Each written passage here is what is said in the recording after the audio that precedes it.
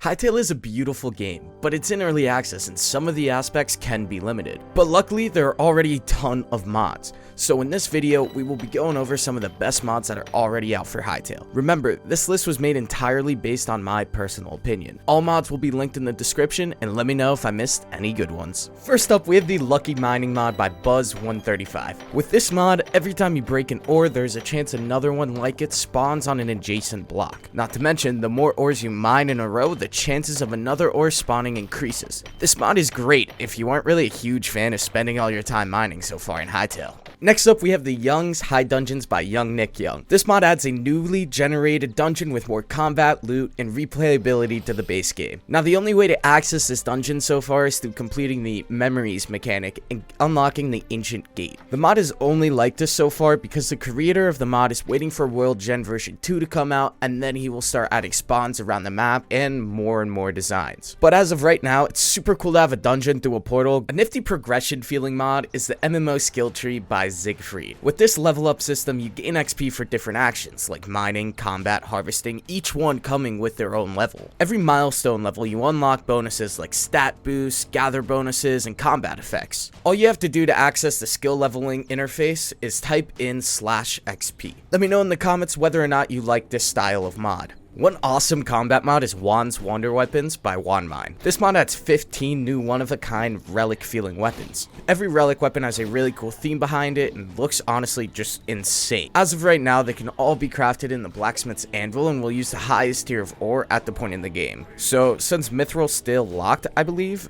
then it's going to be adamantite to craft them. Comment down below if you would use these. Up next, we have one of my favorites, the Miner's Helmet by Jared. This mod is simple but extremely useful. It adds in a helmet that acts as if you are holding a torch in your hand. This is especially useful for exploring caves and during nighttime since the game is very dark and there's not a brightness slider. It also eliminates the fact of needing to hold a torch, so now you can use two-handed weapons while still having plenty of light. One fun aspect is that there are a bunch of different helmets with different colored lights so you can play around with them.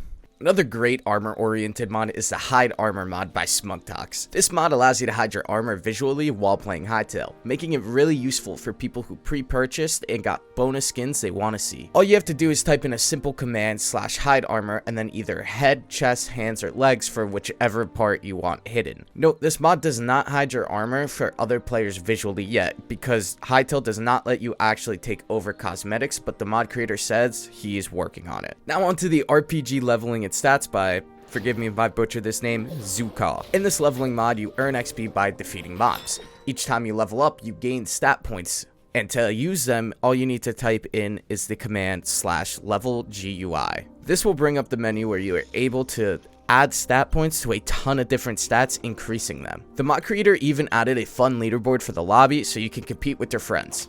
One useful HUD mod is the I Spy mod by Darkhacks. When looking at a block, it pops up in the top left what it is. Simple, right? Well, there are other cool features with this mod. First, when you're looking at a chest, it shows you what's inside, so you don't have to spam open and close 10 different chests to find something. Also, it gives a progress bar on the furnace. Now, it is only for one thing smelting at a time, but hopefully the mod creator adds something like a fuel timer or an overall progress bar. Lastly, this mod will also show you what level your workbench is, which is super neat.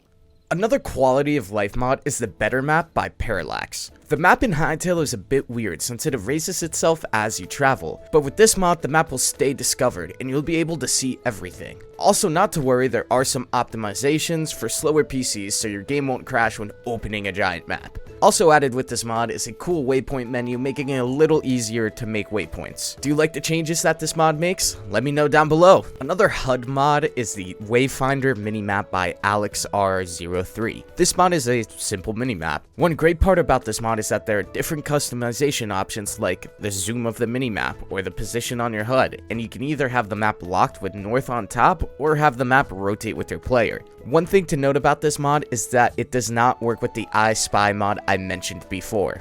Another one of my personal favorite mods is the Cobblestone Generator mod by Dark Hacks. It is extremely useful for builders out there who don't want to spend all hours of their day mining cobblestone to build with. To make these, you first have to make the cobblestone workbench in the normal workbench. Then once you make it, there are a few different tiers, with the lowest one being copper, producing 1 cobblestone per minute, and the highest being adamantite so far, producing 16 cobblestone per minute. Simply place it down with a chest above it, and in 1 minute, you'll see the cobblestone appear. Next, onto Thorium chest by Jared. This mod adds different tiers of chests, with copper storing the lowest amount and silver storing the highest. To make all of these, all you have to do is make the basic workbench and they will pop right up under the first tab. This mod really brings out how powerful the crafting station pulling items mechanic works. Since you can have such big chests, you can always just have access to all your items, making crafting extremely easy.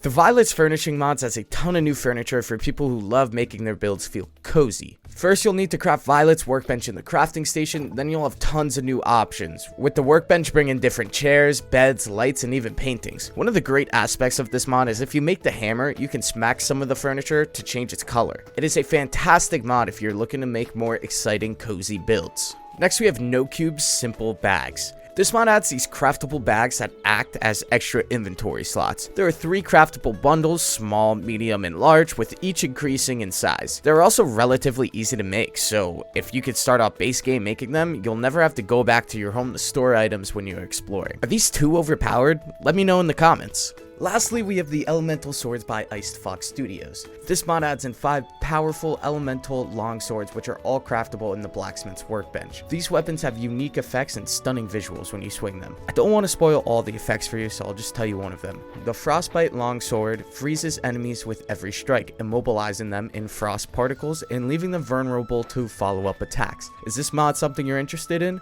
Let me know. That's it for the video. Let me know in the comments which of these mods you might use. As always, make sure to like and subscribe as it helps a ton. Deuces.